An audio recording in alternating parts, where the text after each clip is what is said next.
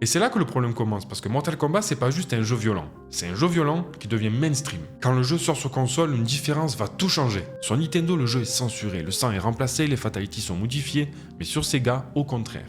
Il existait un code secret qui permettait de réactiver le sang, et ça à l'époque, c'était une dinguerie. Et forcément, les joueurs veulent la version complète. Et résultat, la version Sega explose les ventes. Et du coup, tout ça, là, ça envoie un message très clair à l'industrie. La violence fait vendre. Mais les parents ne voient pas ça comme un jeu de combat. Ils voient leurs enfants contrôler une violence réaliste, et ça dérange profondément. Les médias vont amplifier le phénomène, ils vont sortir des images de leur contexte, ils vont diffuser des séquences chocs en boucle, ils vont avoir des discours alarmistes. Et du coup, Mortal Kombat devient un cas d'école, un exemple parfait pour illustrer les dangers du jeu vidéo. Mais bon, plus on en parle, plus il devient populaire. Et c'est là que le paradoxe commence, parce que plus le jeu est critiqué, plus il attire, plus il choque, et plus les gens ils veulent y jouer. Et du coup, Mortal Kombat devient le jeu interdit, celui dont tout le monde parle, celui que les parents refusent, et celui que les jeunes veulent à tout prix essayer.